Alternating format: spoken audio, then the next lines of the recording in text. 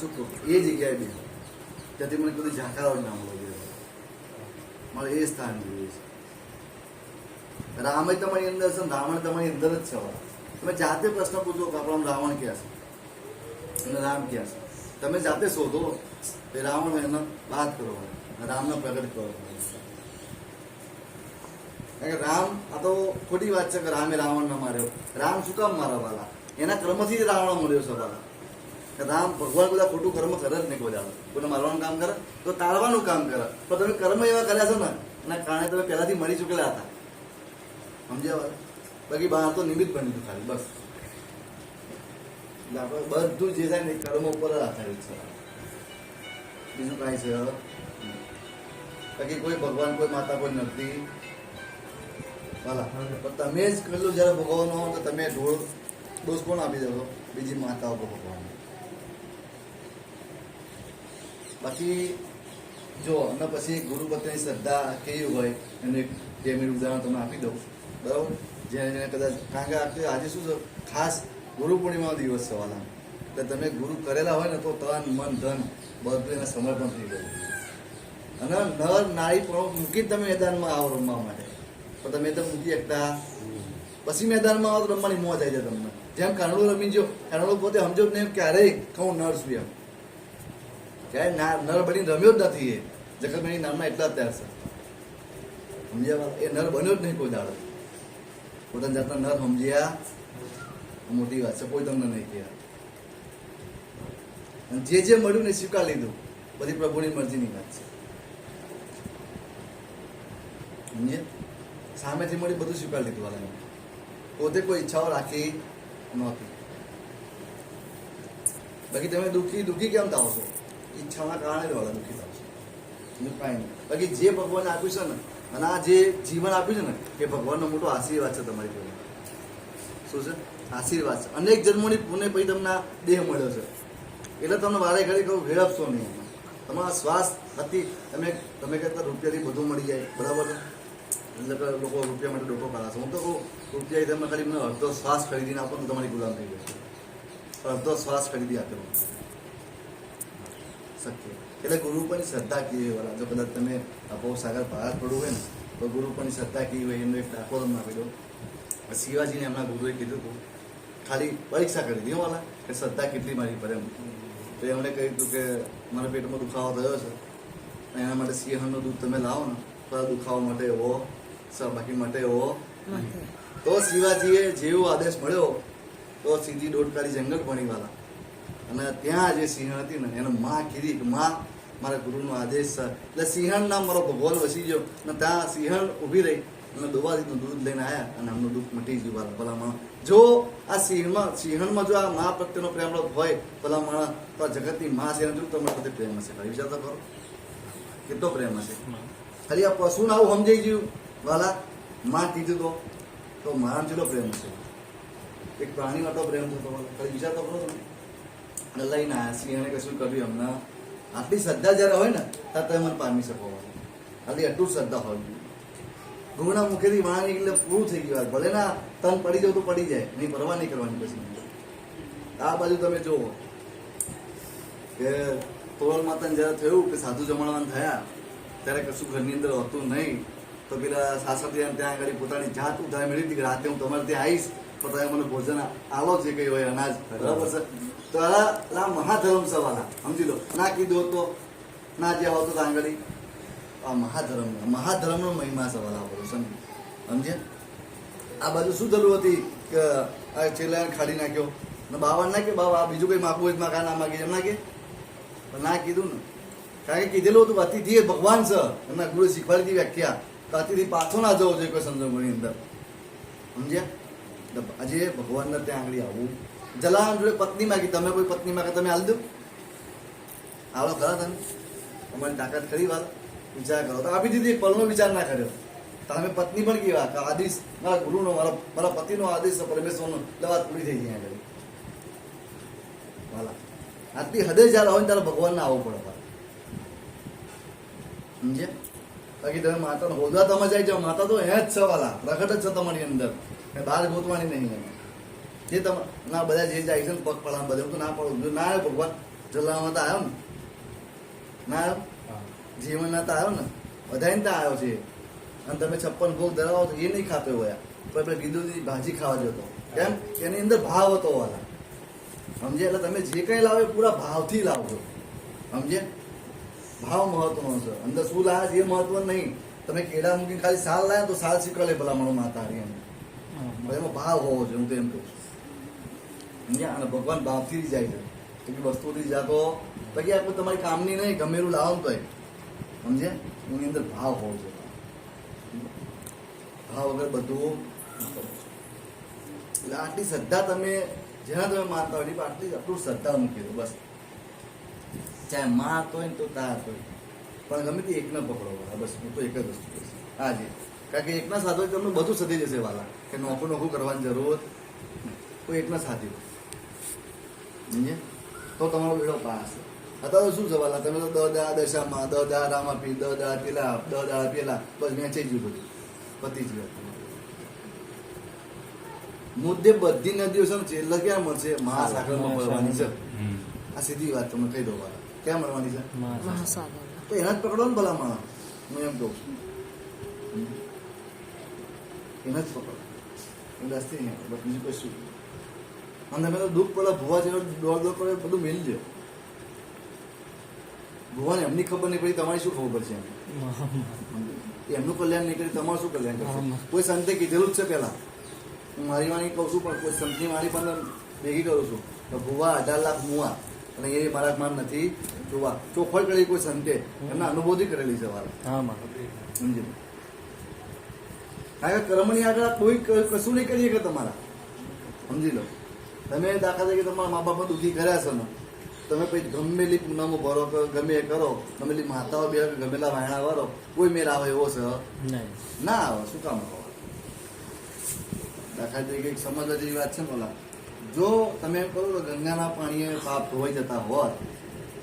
તો ગંગા પુત્ર ભીષ્મને 18 દિવસ સુધી શું કામ બાણ ખાઈને પડી રહેવું પડ્યું 18 દાડા જો ગંગા પાપ ધોતી હોત તો તેને છોકરા ના છોડાય ફટ દે તો ભોગવવું પડે ને મારા એટલે ગમે ત્યારે તમે કર્મ તો કરો જ છો વાલા પણ સમજણથી કરો પ્રેમ અને જ્ઞાનની સમજણથી કર્મ કરશો ને પણ તમે કર્મ કરવાનો તો વિચાર કરતા જ નથી વાળા પહેલાં તે કહ્યું હશે જ્યારે પણ એ ભોગાવું થાય ત્યારે કે માતા આવું કેમ તમને ખબર ના હોય તો કહી દો તમને કે તમને બધાય ને એની માતાએ ત્રીજી આંખ ખોલ નાખી તમારી બધાની કઈ જ્ઞાનની દ્રષ્ટિએ એની માતાએ મેં ખોલી વાર તમે મહાદેવ ને મહાકાળી છો ભલા માણસ તો તમને સમજાય ને તો જ્ઞાન રૂપી દ્રષ્ટિ અહીંયા છે ને આ કોઈ બાળવા માટે નહીં કરી ગઈ જગતના કલ્યાણ માટે ત્રીજી આંખ છે અમારી આ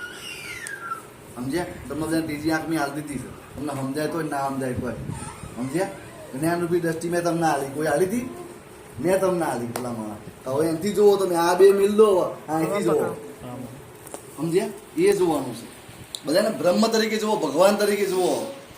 આ દ્રષ્ટિ તમારી સાચી છે વાત આ તો ખોટી છે મેં આપી એ સાચી છે સમજ્યા એ દ્રષ્ટિ તમે જોવા માંડો વાલા આવો તો જીવન જગતમાં તમારે જે કરવો હોય ને તો તમે જે વાઈન આપે તમને મલમાવું જ છો ભલા માણા આજ નહીં તો કાલ તમે પૂનમ નહીં ભરો તો એ હાલવા જે તમે વાઈન આવે તો તમારે લણવાનું જ છે એવું જરૂરી નહીં તો પૂનમમાં ભરો નમાસો ભરો તો તમને મળશે એવું જરૂરી નહીં કે બ્રાહ્મણ પણ વિધિ કરો તો તમને મળશે તમારું વાળું તમને મળવાનું જ છે વાલા પણ આ જીવનનો અર્થ સુધી તમે સમજો ખરા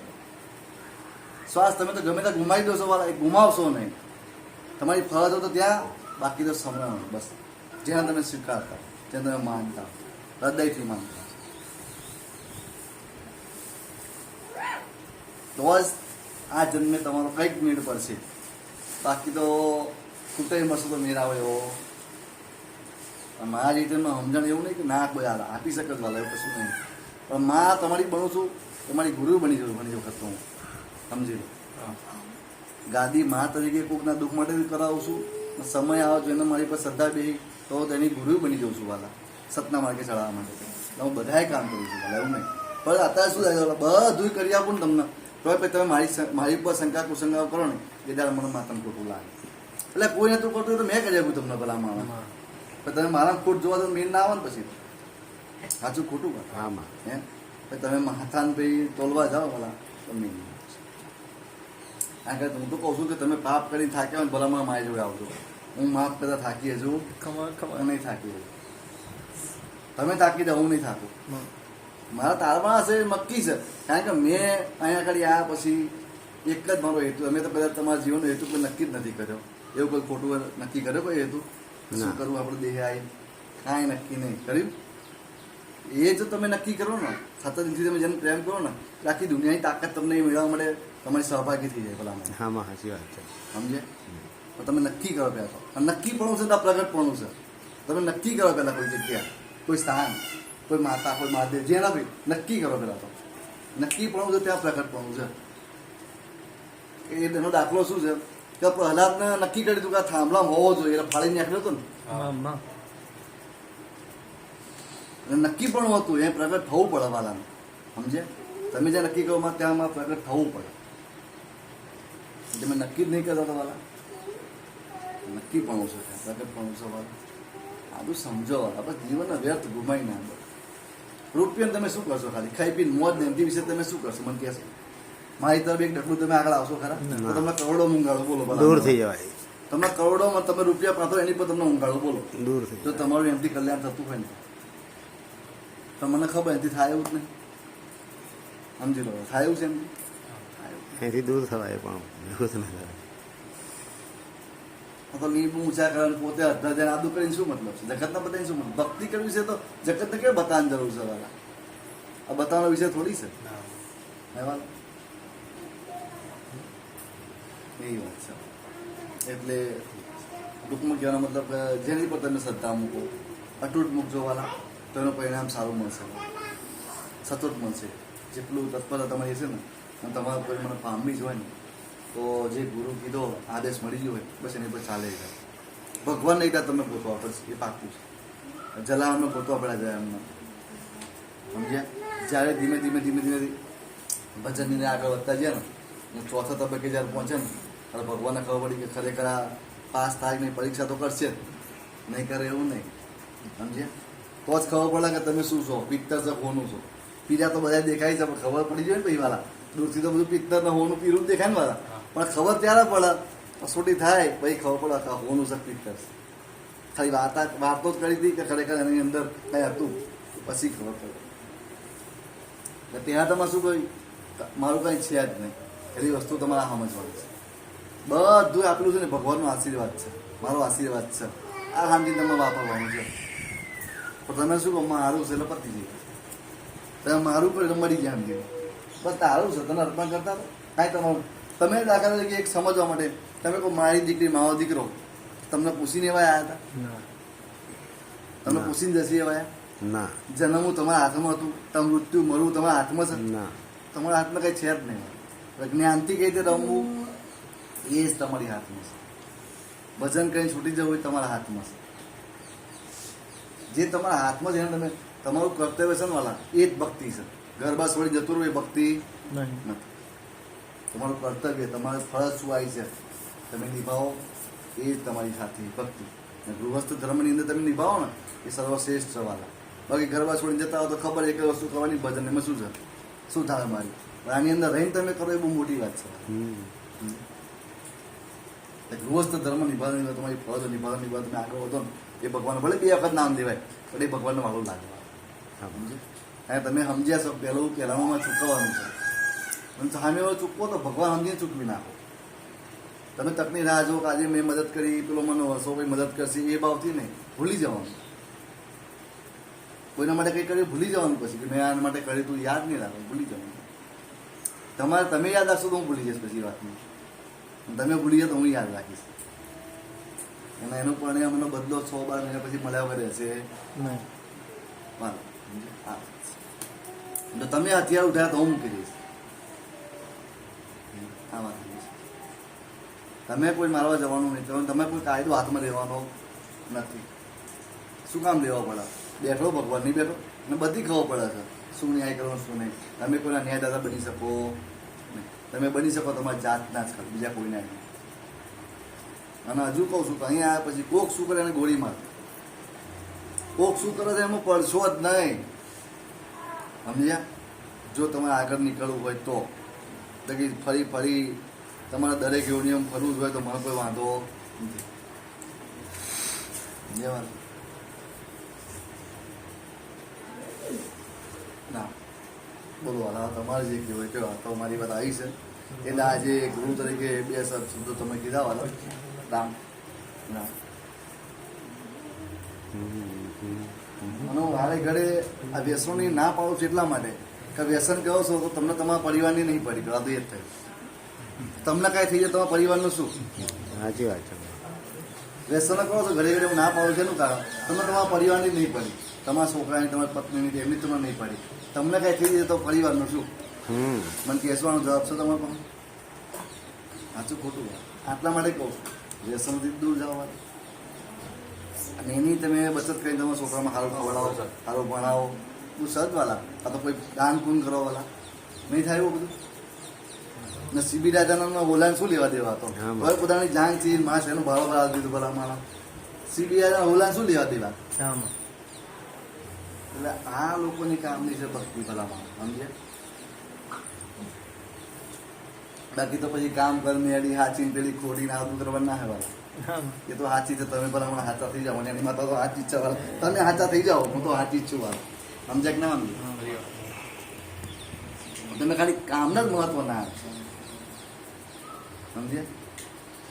તમારું કામ થઈને નામ જોડે માતા પાવરફુલ થઈ જાય થોડું લેટ કરો તો ભાઈ માતા પાવર જતો રે એ તો એની એ જ છે ને વાળા તમારામાં જ કંઈક છે ખામી ખોટ કે પહેલા હું એ હતી અત્યારે એ જ છું સમજી લો હું કાંઈ નોકરી ખાલી થોડી દ્રષ્ટિ બદલાઈ ગઈ બીજું કશું નહીં સેવકની પણ બીજું કશું નહીં સમજે થોડું આગળ લઈ ગઈશ બીજું કશું નહીં સમજે બરાબર કારણ કે બધા સેવકોને કદાચ રૂપિયો હોનું ચાંદી વાલું છે મહાશેવકને બધું વાલું નહીં બરાબર એટલે મેં એ તરફ મોકલ્યો જ નહીં બસ જવું જ નહીં આપણે એ બધું નાસવાનું છે ભલામાં એને શું કરવું અને તમે જે ભૂખે ઊંઘી જાવ તમે બોલાવજો ભલામાં સાચું તો ભલા બધા મારું સ્વત ખૂટી ગયું ભલામાં ભાઈ તો એ વાત બોલો વાલા તમારે જે કેવું કેવા તો મારી વાત હતી હું દેવ તો શ્રદ્ધા